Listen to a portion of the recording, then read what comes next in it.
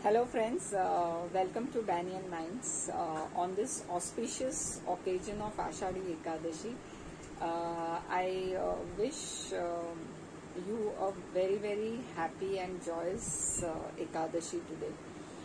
It's easy for our generation, and even the younger generation to just attach a word happy to a festival and, greet.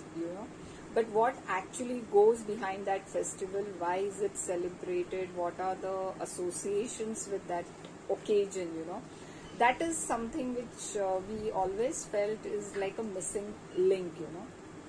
So when it is Ashadhi Ekadashi, the term, or rather the greatest event which is recognized worldwide, gone into so many record books, is your Pandharpur Wari.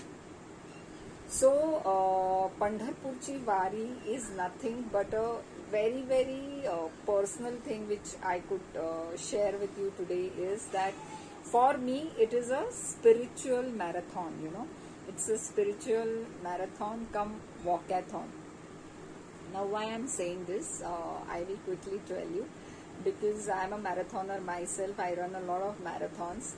I could, relate, and I did not find any other example better to put this, because technically when you are running a marathon, so it's your body which is running the marathon, but after 5 to 6 kilometers of running, which is your physical and technical strength and all those things, it is your mind which is actually giving you the strength to reach, to reach the goal, or to achieve that 30 kilometers, or to achieve those 50 kilometers.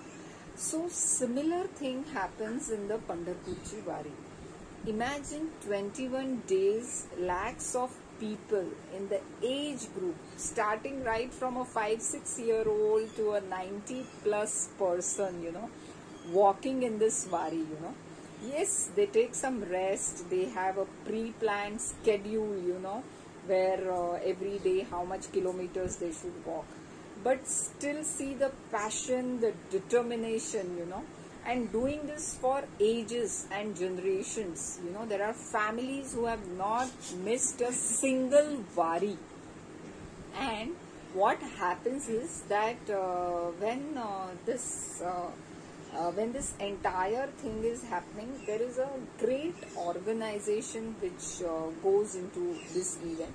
So there is a map which is just like another marathon which you are running. So what is this map about? That from where the Wari is going to pass, the geographical places. And this map is fixed for every year, as you can see in the picture over here. And all these people who are walking the Wari, are chanting the spiritual songs, the kirtans, the bhajans. So this entire experience is out of the world, I can say. I'm saying this, I'm vouching this, because I was fortunate enough that in 2015 I could actually participate in the Wari, and I did walk the 10-15 kilometers with the Warkaris, and at every moment I have taken that experience, I've taken a lot of pictures, and I'm going to share that with you.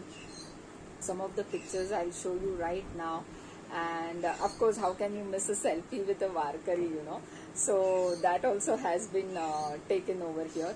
And above all, like, now if you see any Wari, the past pictures, I mean, because last 2 years it has been very unfortunate that we are going through this pandemic, and so the actual ground event is not happening.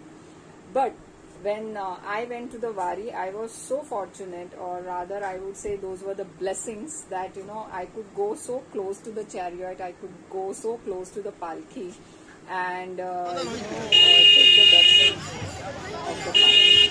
So what is a palki? What does a palki carry? We are just going to cover all this in this video today. So I would rather tell you that how you have your bucket list for traveling to certain places. Wari is something which every human being should visit at least once, and take the experience for self. You might not be able to give the entire 21 days, but I'm sure, walking those 10 kilometers, 15 kilometers is going to give you that energy, which is like going to be sufficing for you for the entire year to come. So that's about the Pandharpurchi Wari. Now let us get into some more details of how this tradition started, or rather why this tradition started. Okay. What happened was that there are two great personalities, two great personas which are associated with Pandharpurchi Wari. One is Santa Jnaneshwar and the second one is Santa Tukaram. Okay. And I'm sure that many youngsters would be totally unaware about these two personas. Not to be blamed, because none of the syllables cover it. It is not talked about in any school and colleges, okay, until and unless you specifically take some subject related to that. So yeah, quickly about them, because talking about them is like, I personally feel that one lifetime is also not sufficient to understand these personas, So it's beyond the universe, I can say. Anyways, so coming back, what is their significance in Pandharpurchi Wari?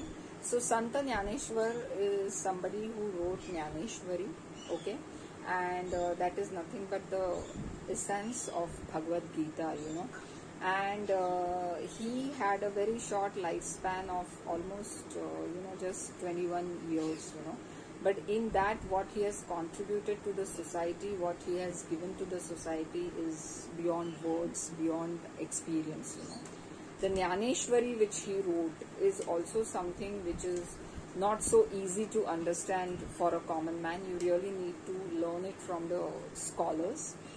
And what happens is, so Santa Jnaneshwar, and he was a poet, philosopher, and his Paduka, okay, so Paduka means literally sleepers, okay. So I will show you the picture of Paduka, which you can see over here. So his Paduka are carried from Alandi to Pandharpur, okay, in a palki, okay. Similarly, Santa Tukaram, who was also a person who brought a lot of, or rather tried to bring out many changes in the society, through his abhangs, through his bhajans, through his kirtans, Now what are these abhangas, what are these bhajans, what are these kirtans? These are songs written for praising Lord Vithala, okay? And but today, so see the change, which is happening. So Santa Tukaram also sung these songs for bringing some social changes in the society, So there is a nice story narration, there is a nice issue which is taken up in this bhajan and kirtan, and there is a solution also which is provided into it. Today also, when you listen to a kirtankar, okay, so kirtankar is nobody but one who narrates the story, one who tells you the story in the form of this song, okay. Trust me, you will feel that it is a very local phenomena, it's a very local language they use, and how are we supposed to understand it? But no, times have changed, and the way they narrate today, they even take up global issues for that matter, and I was quite surprised. And they really have very good solutions also for it. So see the legacy which has been transferred through this. So Santa Tukaram and Santa Jnaneshwar, they are sleepers, their padukas are something which the palki carries, okay. So one starts from the Alandi place and one starts from the Dehu place.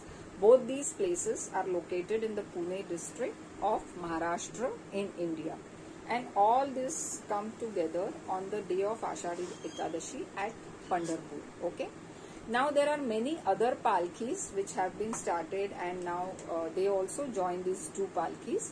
But why I am very specifically talking about these two palkis over here, because these are the two very, very outmost important things for the Pandharpurchi Wari, okay. Now what happens next is that when these two come together, and there are other palkis also which join in, this entire Wari gets formed, okay. What does this Wari now contains, okay? this wari has small groups of people. These groups of people are called dindis. Okay, the word dindi, and they all have one leader, so every group has a leader, like you have in your corporates, today, like you have a school monitor. Okay, these dindis, these dindis are not just from Maharashtra, but they are from Gujarat, Karnataka and many different places. Okay, these dindis come together. So there are the old dindis who have been doing the wari for a lot of years, who will always be in front of the palki, okay, in front of the chariot, and there will be this new dindis which are getting formed, or rather which are a little new. They will always be at the back of the palki. So see how logically these things are placed, Now the people who travel for this entire Pandharichi wari are called Warkaris. Wari, so Warkaris. Okay. Another thing which you will observe is that at certain villages there is a stopover, okay, in the morning, and there is a event, a very thrilling or sporty event you can call, which is called the Ringan. Now what is a Ringan, how it looks, I have a small video to share over here. I have shared the link over here, okay, and I have also given the timings. So after my video is done, you can quickly go to that link and you can check those timings over there. So in that timings you can see actually how a Ringan is. So Ringan, the word Ringan, ring, okay, so it's nothing but a round circle, okay. There are two horses which run in this Ringan, and they come back to the palki, which is carrying the paduka. When these horses pass, through that Ringan, the soil which is there, of that Ringan, it is actually put on the forehead by the Warkaris. So all these things you can see in the whole ritual which is happening. So these animals are not harmed during the performance of this ritual, okay. They are, that's the respect which is paid to them, okay. And this is a very sporty kind of a event which happens during the wari, and there are many people who specially come only to watch this event. This link which I have shared is a courtesy of Sarthak Photos from Kolhapur. So they have recorded this, okay. So now next what we are coming to is, you will see a lot of women carrying the tulsi plant on their head, when they are going for this wari. What is the significance of tulsi? You will always see that Lord Vithala is put a garland of tulsi, more than flowers. It's very appreciative that, if you offer tulsi to him. So of course, now this is a story, okay. So this is a story which goes way back, where Tulsi, personified, was born in a Brahmana's house, and her father actually rejected her because, deserted her rather, okay, because she was dark, her color. Tulsi, actual Tulsi plant, if you see, it's dark in color. It doesn't have any flowers or anything, but there is a lot of medicinal significance of that plant, as we all know today. So she was abandoned, okay, she was deserted by her father, and it is Lord Vithala who actually rescued her and promised to marry to her, okay. Now this is a story where I am not getting into the details of the story, but because Vithala rescued her and promised to marry her, that's the reason there is always the garland of Tulsi around his neck, okay. So that's the reason, the significance of the plant Tulsi during the Pandharpurchi wari. Now if you see Vithala, okay, so like you can see him here, the cute little Vithala. He is always in a standing position with his hand like this, and he is standing on one single brick, okay. So it is said that this brick, okay, on which he sang, so that's why they always, you will hear this line, like Vitevari Ubha, Vithu Savla. So Vitthal is always dark in color, and wheat means nothing but that small single brick which you are seeing, and he's always standing on that wheat. Okay, so that's why Vitevari Ubha. So that's where the term comes from. Okay, now they say that it's the see, Kundalini yoga is a type of yoga form. Okay, and it is said that Lord Vitthal is standing on this basic chakra of Kundalini. So basically that brick which you are seeing is like the chakra, the Kundalini chakra, which actually disperses the energy in our body. So it's like the central chakra. So there was also a saint Pundalik who actually got Vithala to Pandharpur.